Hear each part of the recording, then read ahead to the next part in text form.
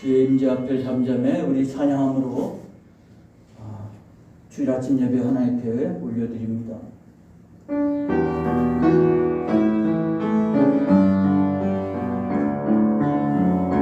주의 임재 앞에 잠잠해 주 여기 계시네.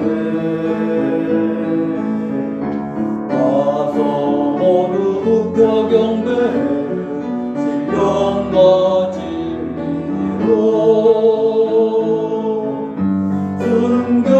순결하신 주님 거룩한 존전에 주의 임재 앞에 잠잠해 주 여기 계시네. 주의 영광 앞에 잠잠해 주의 빛 비치네. 거룩한 불 태우시며 영광의 관수네. 주 영광 찬란해 빛 대신 우리와 주의 영광 앞에 잠잠해 주의 빛 비치네. 주의 능력 앞에 잠잠해 주 역사하시네. 죄사하고 치유하시는 놀라운 주네. 주 믿는 자에게 눈치 못 감없는 주의 능력 앞에 잠잠해 주 역사하시네. 주님과 기도드립니다.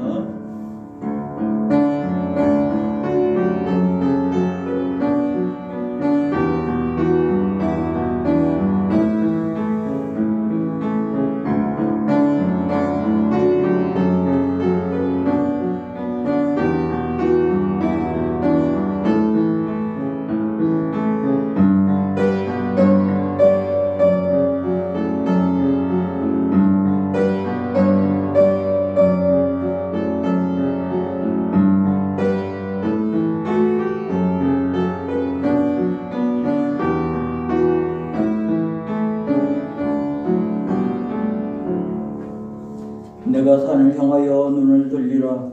나의 도움이 어디서 올까? 나의 도움은 천지를 지으신 여호와에게서로다. 여호와께서 너를 시족하지 아니하게 하시며 너를 지키시는 이가 졸지 아니하시리로다. 이스라엘을 지키시는 이는 졸지도 아니하시고 주무시지도 아니하시리로다. 여호와는 너를 지키시는 이시라. 여호와께서 내 오른쪽에서 내 그늘이 되시나니 낮에 해가 너를 상하게 하지 아니하며 밤의 달도 너를 해치지 아니하리로다. 여호와께서 너를 지켜 모든 환난을 면하게 하시며 또 내 영혼을 지키시리로다. 여호와께서 너의 출입을 지금부터 영원까지 지키시리로다. 아멘. 찬양과 영광을 하나님께 올려드립니다. 2020년 마지막 주일 송년주일을 보내며 예배의 자리로 나왔습니다. 하나님, 우리 예배 가운데 함께 하시고 하나님의 은혜로 인하여 감사, 찬송, 영광을 돌리게 하옵소서. 이 시 예배 시간을 하나님께서 붙잡아 주시기를 소망하며 예수님의 이름으로 기도하옵나이다. 아멘. 다 일어나서 경배 찬양 29장 같이 부르십니다.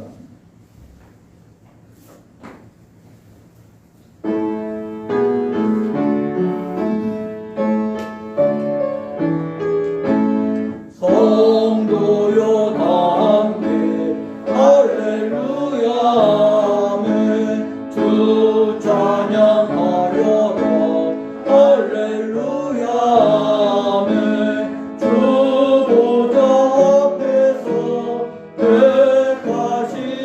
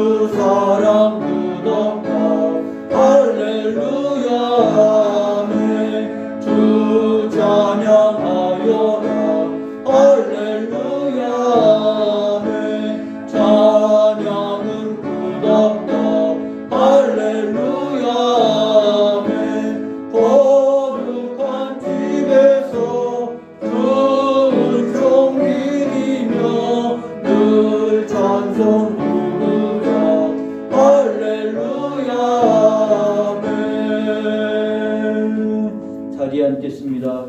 기도드립니다. 김명숙 군사님 기도해 주십니다.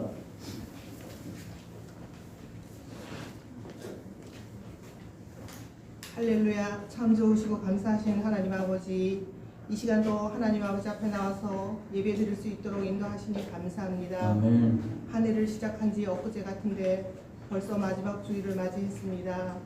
한 해 동안에 우리의 모든 허물과 죄를 용서하여 주시옵소서. 올 한 해는 코로나19로 인하여 우리들의 삶과 마음이 지치고 힘든 한 해였습니다. 하나님 아버지, 우리들의 지친 마음을 만져주시고 위로하여 주시며 새 힘을 허락하여 주시옵소서. 고난 뒤에 있는 축복을 바라보게 하시옵소서. 지난 한 해를 주님의 은혜와 사랑으로 보호해 주신 같이 새해에도 눈동자같이 지켜주시며 믿음으로 하나님을 기쁘시게 하는 성도들 되게 하시옵소서.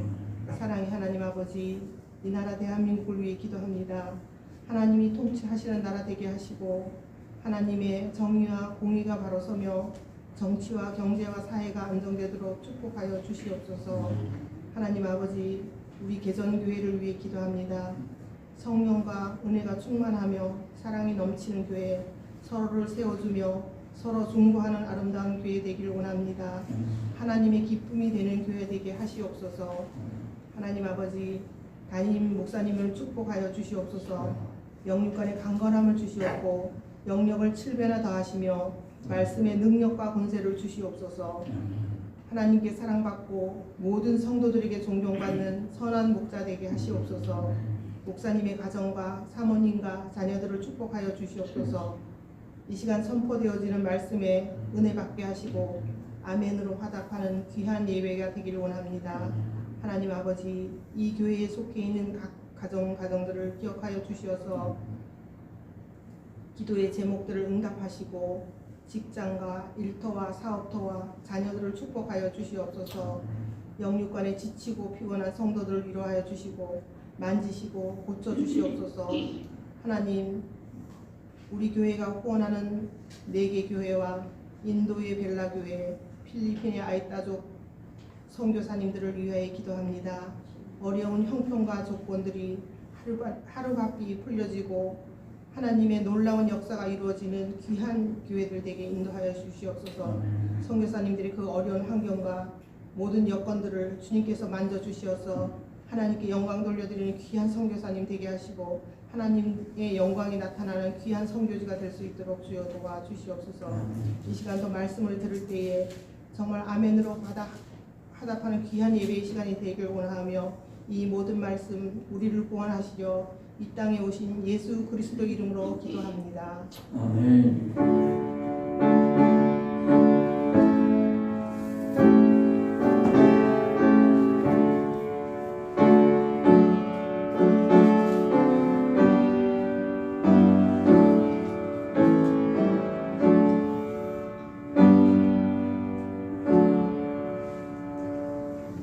성경은 야고보서 4장입니다.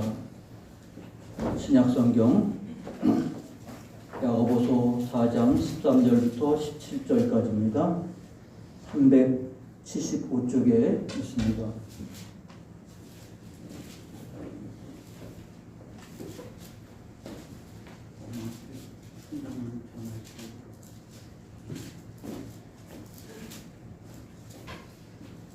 야고보서 4장 13절부터 17절까지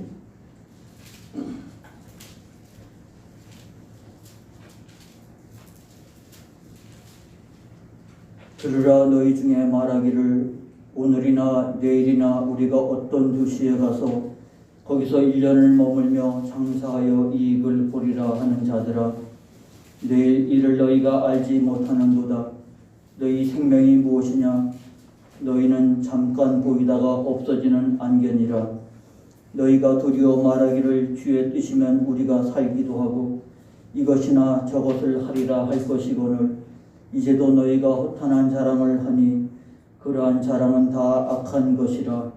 그러므로 사람이 선을 행할 줄 알고도 행하지 아니하면 죄니라. 아멘. 네.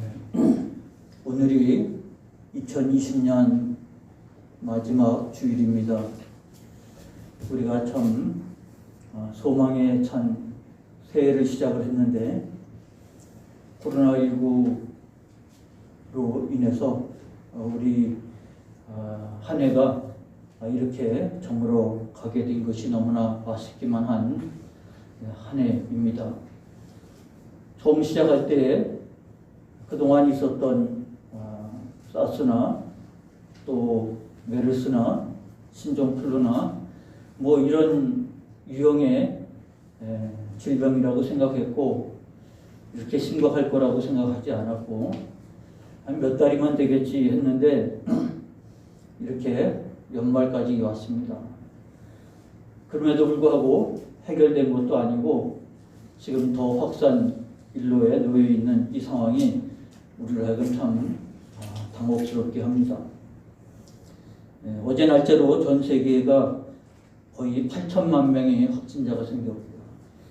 사망자가 175만 명이 사망을 했다고 합니다.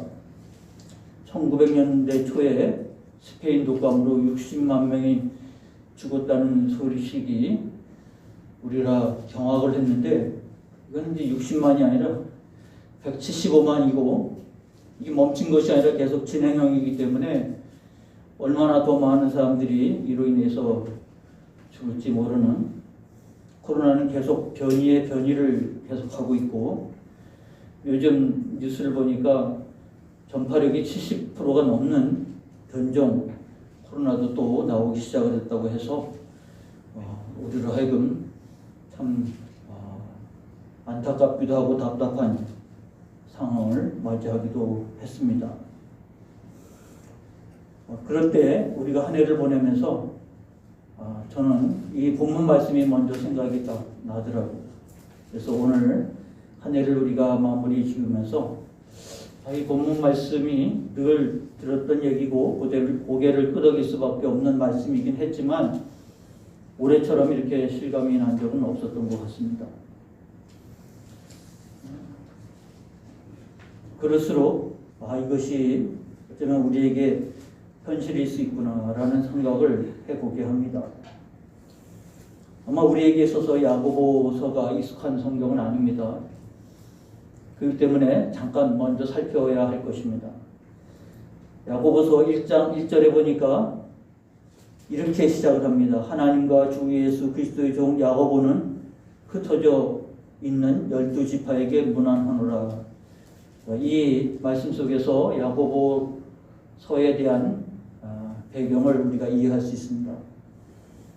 우리는 예수님의 제자 중에서 베드로, 야고보, 요한 이렇게 12명 중에서 특별히 3명을 예수님도 늘 꼽으셨던 것처럼 그 야고보를 생각합니다만 여기 야고보는 바로 예수님의 제자 야고보가 아니고 예수님의 동생 야고보입니다. 그런데 예수님의 동생 그 야고보가 훗날 예루살렘 교회 지도자가 됩니다. 그리고 그 야고보가 흩어져 있는 12지파에게 문안한다 했으니 다른 서신과 다르게 야고보가 예루살렘 교회의 지도자로 있으면서 유대인들이 여러 이유로 흩어져 살고 있는데 그들에게 주어지는 권면이 필요했다 싶어서 지금 이 야고보서를 기록을 한 것입니다. 그렇기 때문에 유대인이면서 믿는 자가 된 크리스찬 유대인들을 향해서 이 편지를 썼다고 보여집니다. 이게 이제 야고보서를 이해하는 중요한 내용인데 야고보서의 핵심 메시지가 오해가 될 때가 종종 있습니다만 문제는 이 시대가 바로 핍박의 시대였습니다. 바로 1장 2절에 아예 이렇게 나옵니다. 내 형제들아 너희가 여러 가지 시험을 당하거든 온전히 기쁘게 여기라. 그 시대가 바로 핍박의 시대가 시작이 됐거든요. 교회는 이제 막 세워지기 시작을 했고 믿는 자들이 세워졌지만 로마 황제 네로의 시대로 접어들면서 교회가 핍박의 시대로 접어들게 됩니다. 그런데 흩어져 있는 유대인 크리스찬들에게 있어서 핍박보다 더 심각한 문제가 발생이 됐는데, 그것은 로마서를 통해서 바울이 말한 이신득이 믿음으로, 의인은 믿음으로 말미암아 살리라. 우리는 믿음으로 구원을 얻습니다. 이것이 이신득입니다. 믿음으로 말미암아 의를 얻는다. 이게 로마서의 핵심 메시지입니다. 근데 이것을 사람들이 완전히 이해하지 못하고 반쪽만 이해를 한 거예요. 그래서 나는 예수님으로 말미암아 구원받았다라고 하는 이 사실이 마치 땅에 발을 딛지 아니하고 붕 떠 있는 모습처럼 그렇게 살아가죠. 그래서 나는 구원을 받았으니까 내가 어떻게 사는 것인지에 대해서는 별로 관심이 없는 거예요. 나는 구원받았기 때문에, 나는 구원을 얻었기 때문에 내가 살아가는 삶과는 무관하게 나는 이미 구원을 얻었기 때문에, 이런 오해 속에서 그의 신앙생활이 이루어졌기 때문에 많은 문제가 생기기 시작했습니다. 그래서 야고보서 1장 22절에 이렇게 말합니다. 너희는 말씀을 행하는 자가 되고 듣기만 하여 자신을 속이는 자가 되지 말라. 25절에는 자유롭게 하는 율법한 온전한 율법을 들여다보고 있는 자는 듣고 잊어버린 자가 아니요 실천하는 자니 이 사람은 그 행하는 일에 복을 받으리라. 사람들이 믿음으로 구원을 얻었다고 하는, 그래서 나는 구원받은 자라고 하는 거기에 머물러 있지, 구원받은 자로서 온전한 삶을 살아가는 데서는 관심이 없었어요.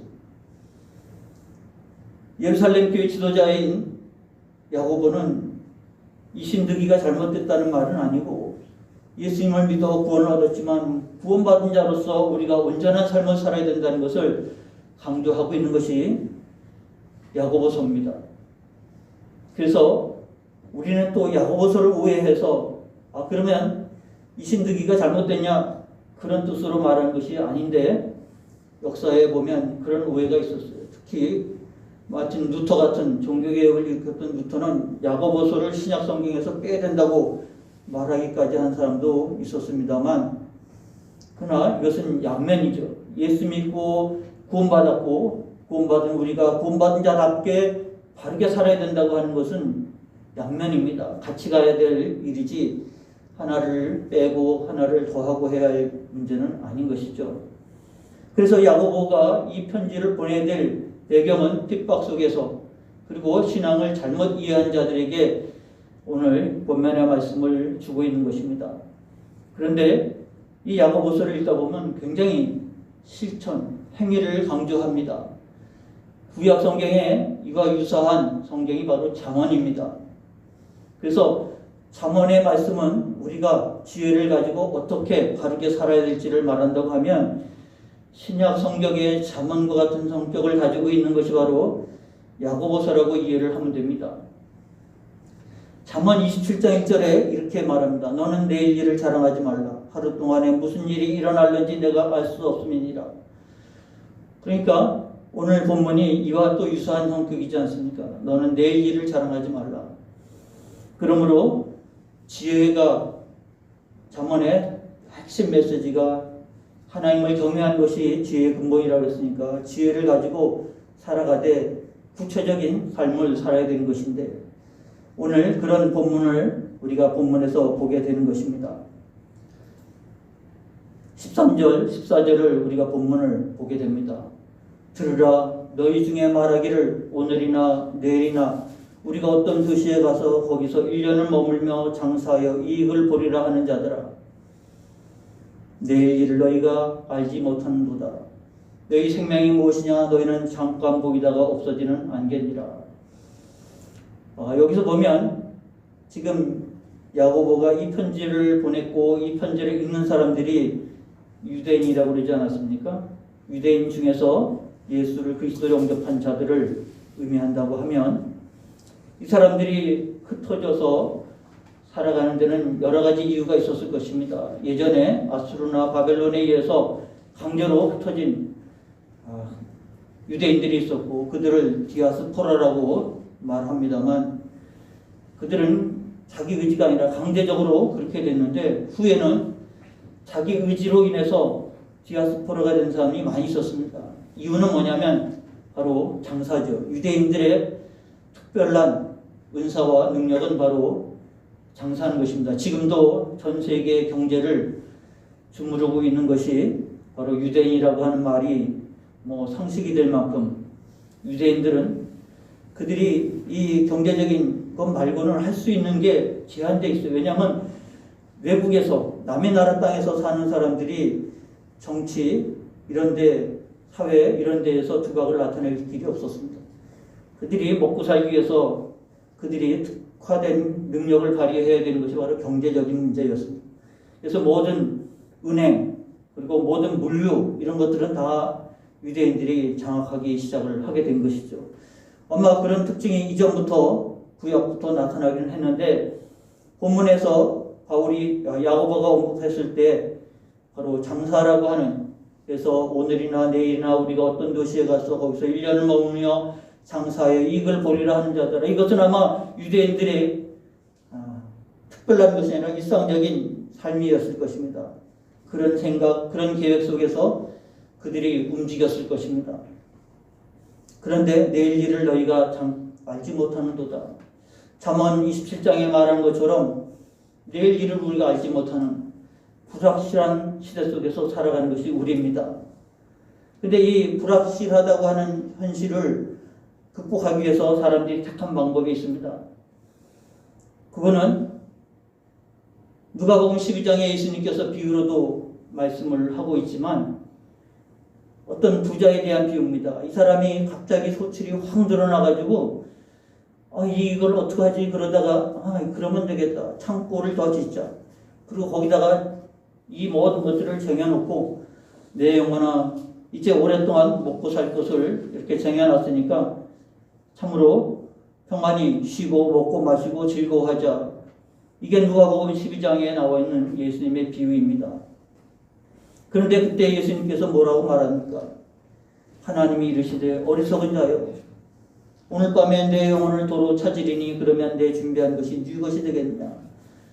사람들이 불확실성을 확실성으로 바꾸는 방법은 계획을 세우는 거예요. 이렇게 하면 되겠다.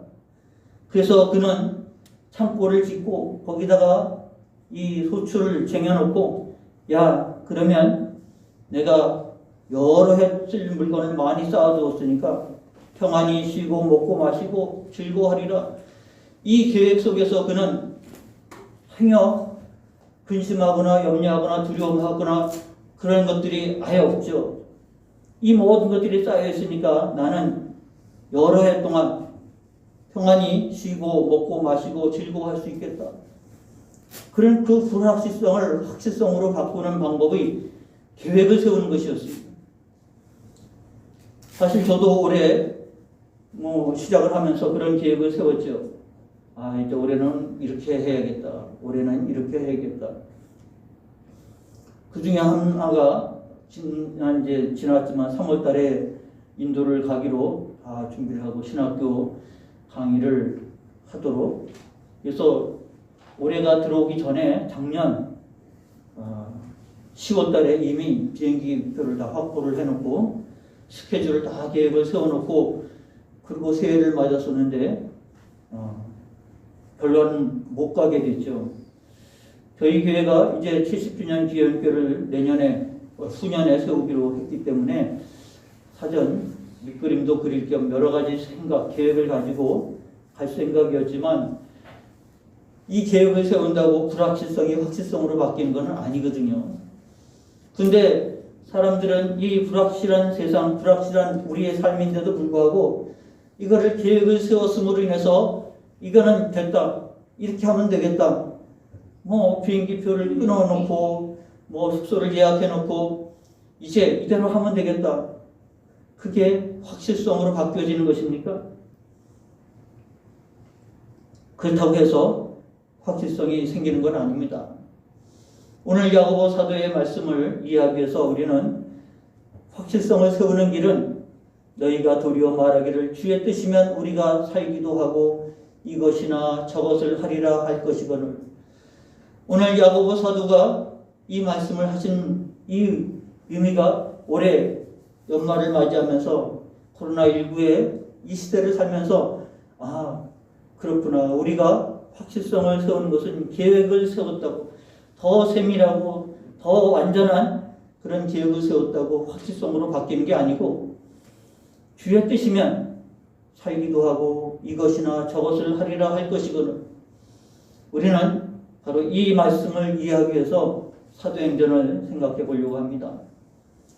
본문은 이제 이미 아시는 내용이에요. 사도행전 16장에 보면 사도 바울이 복음을 전하기 위해서 소아시아, 지금의 터키 지방에서 어떻게 할 거라고 다 선교 전략 계획을 세우고 일을 합니다.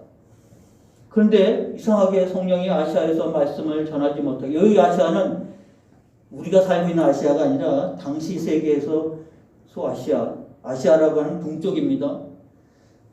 여기에 당시의 기준은 헬라라고 하는 나라, 지금의 그리스가 중심이에요. 그리스 중심으로 동쪽에 있는 나라가 아시아예요. 그게 바로 지금의 터키입니다. 그래서 우리는 구별하기 위해서 소아시아라고 이름을 붙입니다. 성령이 아시아에서 말씀을 전하지 못하게 하시거늘 그들이 부르기아와 갈라디아 땅으로 다녀가 무시아 앞에 이르러 비두니아로 가고자 애쓰되, 이거는 계획이었어요. 예수의 영이 허락하지 아니하시는지라. 무시아를 지나 드로아로 내려갔는데 밤에 환상이 바울에게 보이니 마게도냐 사람 하나가 서서 그에게 청하여 이르되 마게도냐로 건너와서 우리를 도우라. 여기 마게도냐는 바다를 건너서 유럽 대륙에 속해 있는 땅입니다. 지금 바울은 그 땅은 생각도 안 했고 꿈도 안 꿨고 지금 아시아에서 말씀을 전하려고 다 계획을 세워놨는데 진행이 안 되는 거예요. 왜 어떻게 안 되는지는 모르겠지만 어려운 거, 장애를 만났고 불가능해졌고, 그런데 환상이 바울에게 보입니다. 건너와서 우리를 도우라. 바울이 그 환상을 보았을 때 우리가 곧 마게도냐로 떠나기를 힘쓰니 이는 하나님이 저 사람들에게 복음을 전하라고 우리를 부르신 줄로 인정함이라. 불확실함이 바로 확실성으로 바뀌는 것은요, 주의 뜻이라고 하는 것을 깨달을 때 계획이 아니라 하나님의 뜻을 깨달을 때 이게 확실성으로 바뀌는 거죠.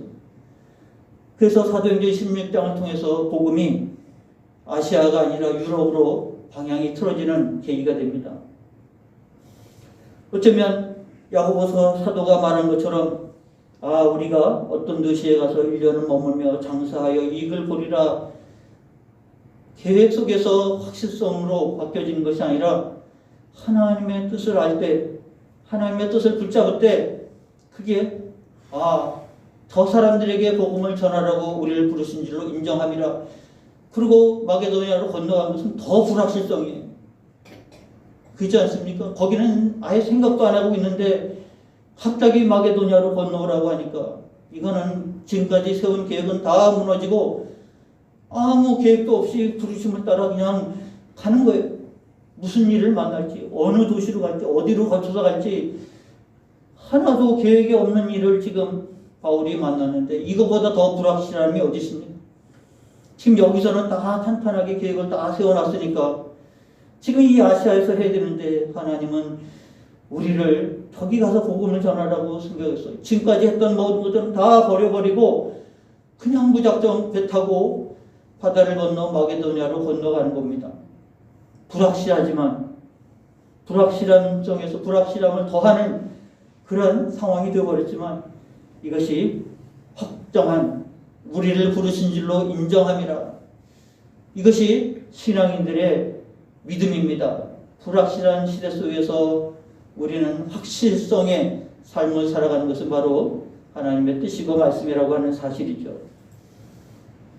또 사도행전 23장에 보면 바울이 예루살렘에 가지 말라고 만류하는 많은 사람들의 만류를 뿌리치고 3차 선교여행을 마치고 예루살렘에 갑니다. 거기서 내가 복음을 담대하게 증거할 것이라.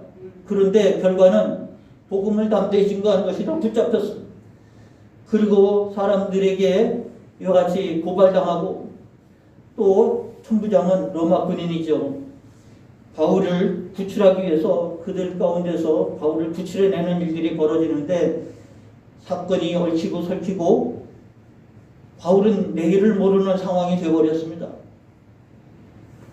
그날 밤에 주께서 바울 곁에 서서 이르되 담대하라. 내가 예루살렘에서 나의 일을 증언한 것 같이 로마에서도 증언하여야 하리라. 지금 내일이 어떻게 될지 모르는, 살지 죽을지 모르는 이 불확실한 가운데 하나님의 말씀은 담대하라. 내가 예루살렘에서 나의 일을 증언하는 것 같이 로마에서도 증언하여야 하리라. 불확실함을 더해서 로마로 가다니. 그런데 이것이 하나님의 말씀이고 뜻이었습니다. 사도행전은 계속 이어져 나갑니다. 27장에 보면 그래서 바울이 생각지도 않게 로마로 갑니다. 그것은 로마 시민이기 때문에 재판 고난이 유대인들에게는 없어요. 바울은 자기의 재판을 황제에게 호소를 해서 항소를 해가지고 로마에 가서 재판을 받으려고 로마로 갑니다. 당신은 하루 길로 가는 것이 아니라 몇 달을 거쳐서 여행을 해야 되는데 배로 이동을 합니다. 죄수의 몸, 미결수죠. 몸으로 이동을 하는데 이 항해가 안전하지 않은 것이죠. 우리가 사도행전 20장을 보아서 알지만 바울이 이제 이 항구를 거치고 섬을 거쳐서 징검다리 건너듯이 해서 로마로 가야 되는데 이제 마지막 징검다리 미항을 넘어서 이제는 망망대해로 해서 로마로 이탈리아로 바로 들어가야 되는데 이 긴 항해 동안 그들이 어떻게 전략을 세워야 되는지 바울이 생각할 때 지금은 항해할 때가 아니라고 말했지만 선장은 아니라 내가 뱃사람인데 내가 항해를 주관하는 자인데 그가 계획을 세우고 출항을 합니다. 바울을 호송하는 로마 군인은 바울의 말보다 이 사람이 뭘 알아? 선장이 결정을 해서 항해를 해야겠다고 결정을 했으니까 로마 군인인 바울을 호송하는 로마 군인은 선장의 말을 듣고 갑시다. 그리고 떠났는데 그들은 광풍을 만나게 됩니다.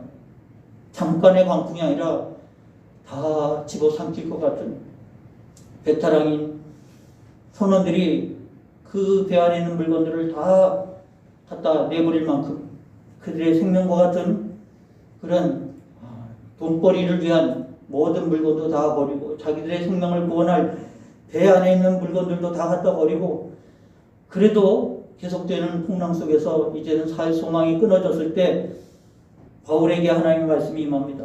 바울아 두려워하지 말라. 내가 가이사 앞에 서야 하겠고 또 하나님께서 너와 함께 항해하는 자를 다 내게 주셨다 하였으므로 그러므로 여러분이 안심하라. 나는 내게 말씀하신 그대로 되리라고 하나님을 믿노라. 이 불확실한 세상 속에서 그리고 풍랑 속에서 배가 뒤집어질 것 같다고 삶을 포기하는 바로 그 상황 속에서 그보다 더 불확실함이 어디 있습니까? 어떻게 내가 구원을 얻을 수 있으리라고 생각합니까? 본문을 보면 이 사람들은 다 포기해버렸어요. 뱃사람들은 다 이제는 포기해버렸습니다. 그런데 이 불확실함 속에서 바울은 확실한 메시지를 전합니다. 두려워하지 말라. 하나님 내게 말씀하셨다. 나는 내게 말씀하신 하나님을 그대로 될 거라고 하나님을 믿노라. 이 불확실함을 확실함으로 바꾸는 것은 계획이 아닙니다. 그것은 선언하고 선포하고 되어진 것이 아닙니다. 하나님의 말씀인 것이죠. 하나님의 뜻인 것입니다. 뿐만 아니라 본문을 보면 4장 16절 야고보 4장 16절에 보니까 허탄한 생각뿐만 아니라 이제도 너희가 허탄한 자랑을 하니 그러한 자랑은 다 악한 것이라. 허탄한이라고 하는 단어는 자신을 지나치게 신뢰하거나 과대평가하는 오만에서 나온 겁니다. 지금 하는 말은 비난하려고 하는 말이 아니고 이 코로나19로 이 1년을 보내면서 우리가 지켜본 바입니다. 얼마나 사람들이 경제적으로 사회적으로 어려운 상황에 있는지.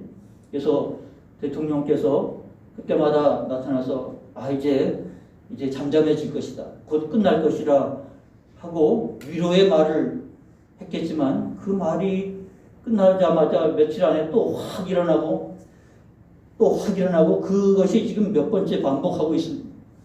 지금 이제 우리나라도 지금 확진자가 100명이 넘어가는 1000명이 넘어가는 상황 속에 있어서 지금 오늘 결정을 합니다. 3단계로 넘어갈지 지금 어떻게 대처를 해야 될지 이 때를 잡지 못하면 이제 1000명대가 아니라 10,000명대로 넘어갈 수 있는 그 같은 상황에 이르게 되니까 아마 오늘 중대본부에서 결정을 한다고 합니다만 어쩌면 허탄한 자랑이라는 것은 자신을 지나치게 신뢰하는 이제 곧 잡힐 겁니다. 우리 K 방역이 잘 되니까 그래서 우리가 쪽집게로 다 방역을 해서 이제는 안심해도 될 것입니다 라고 말하면 그냥 비웃기나 하듯 확진세가 확 일어나고 이와 같은 일들이 1년 내내 반복하고 있어요. 서두에도 말했지만 이거 비난하려고 하는 얘기가 아니라 우리의 삶 자체가 허탄한 자랑이 바로 악한 것이라고 오늘 야고보 사도가 말하는 것은요. 우리가 우리를 지나치게 신뢰하고 과대평가하는 우리는 불확실한데 스스로 계획 속에서 아니면 선언 속에서 신뢰로 바뀌어지는 건 아니고요. 확실로 바뀌어지는 건 아닙니다. 근데 이 단어가 복수로 지금 사용되고 있어요. 그러므로 세상적인 확신, 어리석은 확신, 자만심에서 나온 것들은요. 내일 일을 모르는 거예요. 내일 어떻게 될지 모르고 이와 같이 허탄한 자랑을 하는 일들이 뒤돌아보면 지나고 보면 그것이 얼마나 미련하고 어리석은 일인지 모르지만 그러나 그때 허탄한 자랑을 하는 본인이나 그 얘기를 듣는 사람들이나 그래 그렇게 될 거야. 그러나 스스로를 속이는 일이 될 것입니다. 그러므로 오늘 야고보 사도는 결론을 이렇게 냅니다. 그러므로 사람이 선을 행할 줄 알고도 행하지 아니하면 죄니라. 이것은 하나님의 뜻을 사람이 선을 행한다라는 것은 하나님의 뜻입니다. 하나님의 뜻을 깨닫고 하나님의 뜻을 안다고 하면 이 불확실한 세상 속에서 확실성을 갖는 길이 되는 겁니다. 우리에게는 우리 인생이야말로 불확실한 인생의 연속입니다만 하나님 우리에게 언약을 해주지 않았습니까? 구원의 자리에 그리고 영원한 생명의 자리에 이 하나님의 말씀을 붙잡는 것야말로 우리가 확실성을 갖는 것입니다.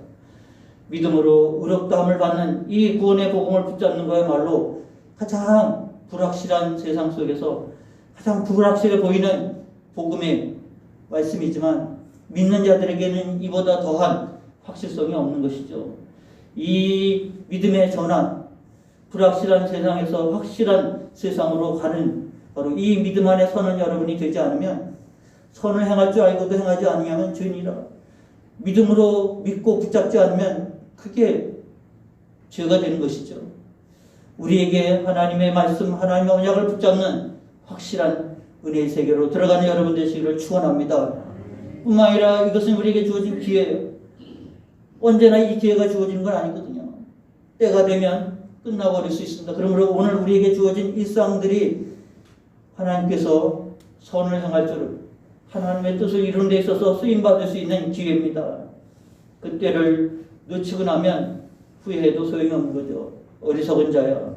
오늘 밤에 내가 창고에 쟁여놓은 것, 그 많은 것들이 있다 할지라도 내 영혼이 오늘 밤 하나님 부르시면 그건 네 것이 되겠느냐.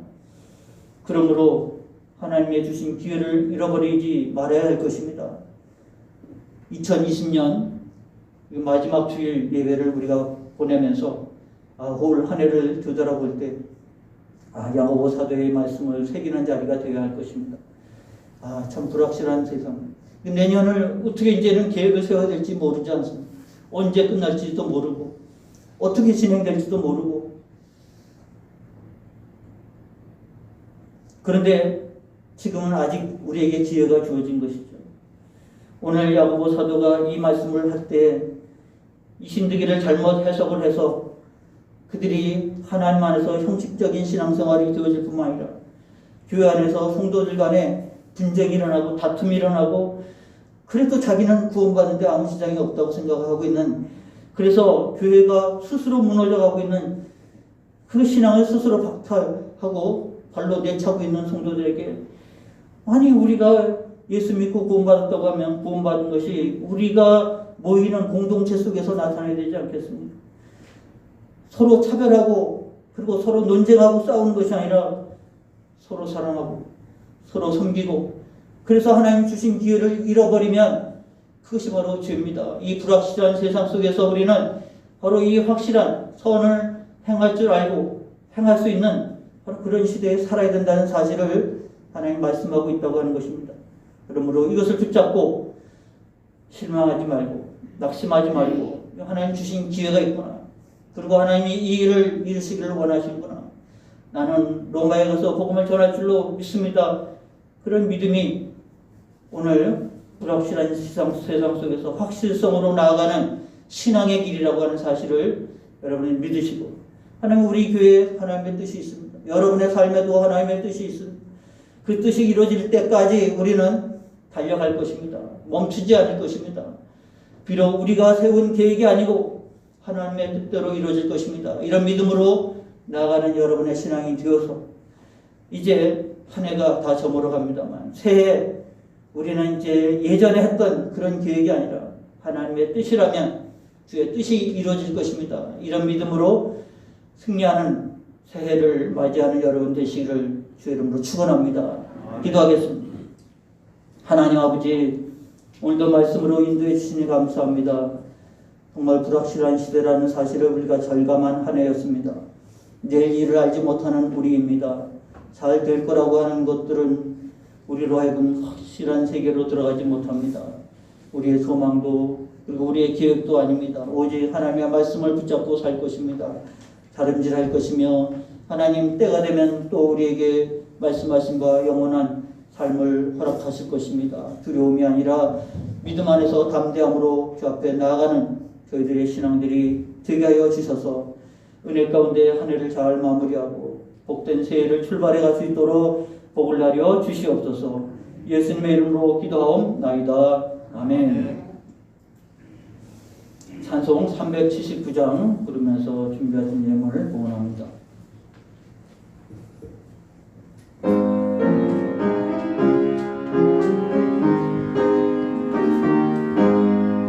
내 갈 길 멀고 밤은 깊은데 길 대신 주 저문양 집을 향해 가는 길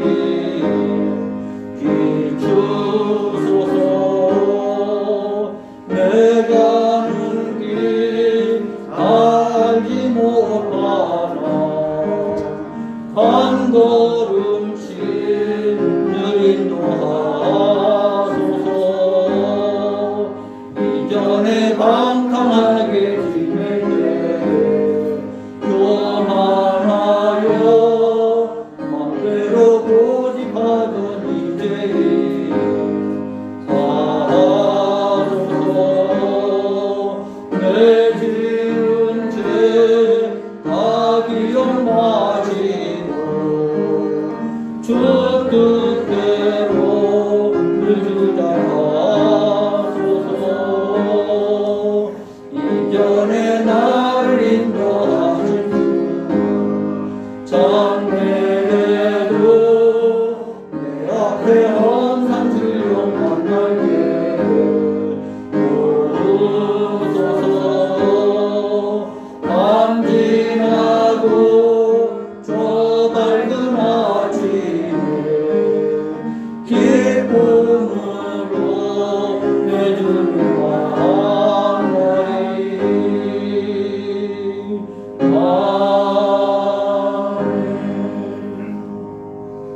드린 예물 봉헌합니다. 하나님 아버지, 올해를 보내며 하나님의 은혜를 돌아보는 시간 되게 하시고 주의 말씀 안에서 아버지 담대한 믿음 생활이 되게 하시니 감사합니다. 드린 예물을 통해서 하나님께 영광 돌리고자 하는 주의 거룩한 백성들을 기억하여 주옵시고 주의 오른손으로 붙들어 주셔서 연약함을 극복하고 하나님의 거룩한 은혜의 삶을 살아갈 수 있는 하나님의 백성, 거룩한 성도가 되게 하여 주시옵소서. 하나님, 주께서 말씀하신 바처럼 천지를 지으신 하나님께서 나의 도움이 되신다고 하는 신앙 고백 속에 우리가 살아가고 있습니다. 하나님, 어려운 때에 더욱더 도움을 실감하는 저희가 되게 하시고 믿음에 굳게 서서 나아갈 수 있는 신앙들 되게 하옵소서. 하나님 앞에 간절한 기도로 주 앞에 올려드립니다.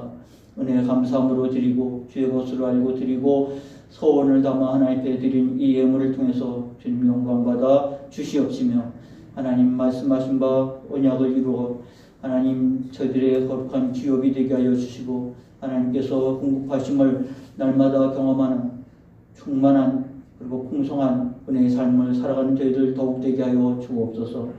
아버지, 함께하지 못하고 영상으로 예배하는 성도들을 위로하시며 하나님의 소망을 가지고 하나님 나아갈 수 있게 하시되 흔들리지 아니하고 믿음에 굳게 서는 성도들 되게 하옵소서. 은혜가 함께할 줄 믿사옵고 예수님의 이름으로 기도하옵나이다. 아멘. 다 자리에서 일어나셔서 종용 2장 부르고 축도로 예배 마칩니다.